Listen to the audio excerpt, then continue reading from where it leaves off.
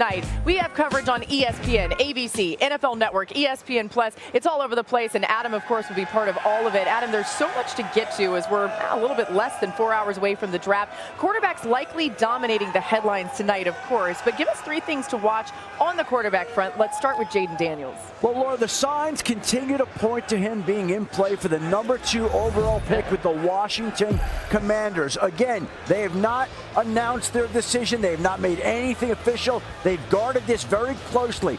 But Jayden Daniels is somebody that appeals to a lot of teams across the league. The Commanders have the first chance to take him, and he is in line to become the second overall pick tonight for Washington to become the new face of that franchise. And then the question will be the local kid, J.J. McCarthy, and where he's going to wind up going tonight. Again, could be in play at #3 with New England. You have to wonder if Minnesota would try to trade up for him, whether Denver or the Las Vegas Raiders could make a move. The logical landing spots would be New England, the New York Giants, Minnesota. We'll see what happens with J.J. McCarthy and Michael Penix, also a quarterback that's gotten some buzz here. We'll see where he winds up going tonight. Would not be a surprise to see him in the first round tonight. Again, 6 quarterbacks, and there are way more teams than quarterbacks available in the first round, which helps elevate Penix's draft stock tonight as teams consider him. And one other draft note tonight, Laura, about 3 weeks ago, the NFL Commissioner, Roger Goodell, underwent back surgery. He's recovering well. He's going to announce the picks tonight, but we don't know yet whether he'll be able to deliver his patented hugs to each of the first-round draft picks. That's up in the air. That's a draft time decision that we'll get to see tonight, whether Goodell can actually go through, gut it out, and hug the first-round picks in attendance. Wow. I mean, honestly, that's kind of a big deal, guys. If you think about these players who have imagined how they would, approach Goodell. He'll gut it out. Gingerly. Yeah. He'll gut it out. I don't know. Be gentle with him. Don't squeeze him.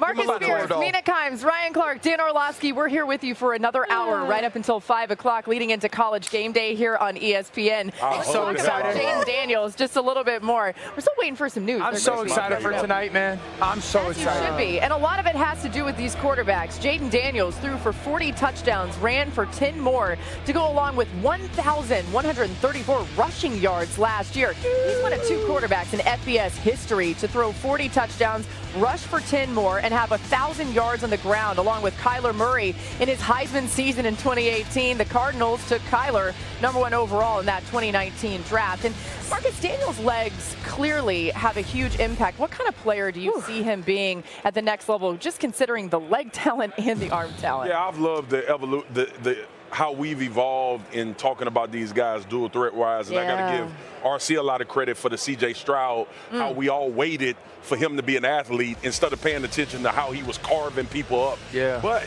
Jayden Daniels' legs are special. They're a different level. This is a different level of legs when you start talking about play breakdowns and his ability to force defenses. And this is what I've always contended.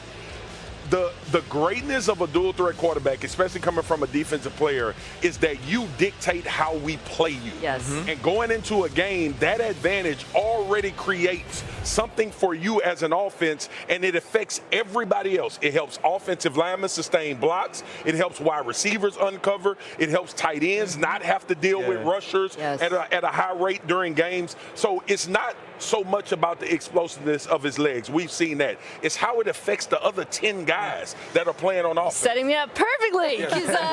He's an incredible dual threat quarterback, but what struck me so much watching the tape is the way his dual threat ability affects spacing and numbers, even when he does not carry the football. I wanted to highlight a few plays, starting with Malik Neighbors on the crosser. You see Malik Neighbors wide open on these crossers, and you wonder why. Well, I'll tell you why. It's because the second-level defenders are so worried about Jayden Daniels keeping on the draw. Watch, they're almost pulled on a string by his little half roll.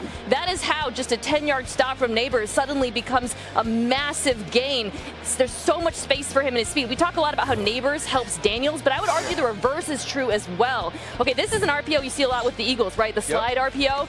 Jayden Daniels could run the same thing in the NFL. He reads it out, keeps the ball, but the linebacker is once again distracted by him. Again, the force defender takes extra width because of Daniels. He's so concerned about him that it creates a massive rushing lane for the running back to run through. When we talk about him in the NFL and his transition to the league, that ability right there, the way he changes spacing is going to make that transition easier because it'll clarify coverages for him and create huge voids for his wide receivers. Sweet tape, sick tape. It makes me think of Cliff. And we did not see enough of that with Kyler unless it was down in the red zone. Yeah. No, we saw it a little bit in the red zone. I like the slide one, and I think Cliff, like that. I don't want it to be everything in their offense in Washington, but it has to be a bigger part than it was for Kyler in Arizona. But also, too, think about how much that affected Jalen's game when we think about the Super Bowl run that they had 2 years ago as opposed to last year. Yeah, and it fits everything. So the reason why since I started the process, Jayden was the best quarterback for me were two things. I thought he had the fastest eyes, and I thought that when you're covered in college, it's open in the NFL, it's the best ball placement. This is one of my favorite plays of any of these guys. Elite processing, so dummy cadence, he's trying to gather information. He sees the Mississippi State defenders creep up. You're going to get all-out pressure, cover zero, okay? So he's then going to figure out what's the one-on-one option, how to get the ball in my hands. Bottom right corner, it's 3rd and 8, okay? He is going to know at the bottom of the screen it's a one-on-one route, and you like, all right, I love the one-on-one. I'm going to go take it. I only have 5 guys in protection. They're bringing 7. I'm going to play hot. He changes the protection, complete ownership, and now he's going to figure out what's the one-on-one. Guys, he's going to go throw the ball to the bottom of the screen, and know I have to beat that safety. The bottom of the screen is not going to get open. You know how hard it is in cover zero to know or expect I'm throwing to the bottom, have a free runner on your chest, he's not open, and get to number 2 of the progression to get to 4th and 1 and convert? And then make the right throw. I don't care if you can make all of them. Make the right one. It's a double move out of the slot. RC, you showed it before with Neighbors, a little bit of a stutter go. Hold the safety middle field. See how the safety, RC, he open his hips to the field. Now get your eyes back and make this throw off a hitch. He's not open. But Dan, this throw, this is one of the best throws I've ever seen, though. Bud, bang. But here's my thing. That's covered in college football. Yes. But in the NFL, that's open. You know what I'm saying? Yeah. And that's why I sit there. That's the perfect example of like the ball placement. And that's why there were so many examples of that on the tape. I sit there and that's, for me, it was CJ. You know how many times we saw CJ make those throws last year? We're like, whew.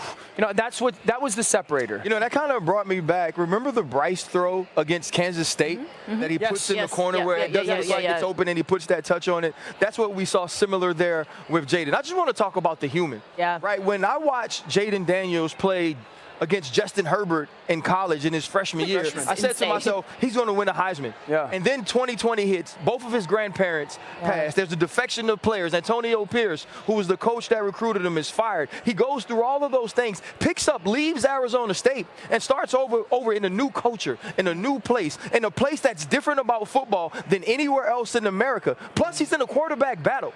All he does is continue to work, ingratiate himself in the community, the locker room, become a better player in all the places he needed to be to reach the potential of that kid I watched beat Justin Herbert at the age of 18. I think when you watch someone go through adversity and come out on the other side, it says a ton about him, and we got to see that through Jayden Daniels' journey. Real quick question, because you've said to me he's the most humble star you've ever been around. Does he have jerk in him? Yes. Yeah. He does. You know, like he does. But the thing about him, though, is the jerk is what he told me after he won the Heisman. He said, the boys from Florida were talking. He said, so I made sure they saw it every time I broke the pocket. Yeah, there you go. Hey, listen, you mentioned his grandparents. That's an incredible thing to point out. He's honored them every step of the way. They raised him. They were a big part of his life. Tonight's going to be special for his family as they think about the grandparents that they'll be remembering. We got a lot more coming your way here on NFL Live. Don't miss this as we get into Brock Bowers finally on the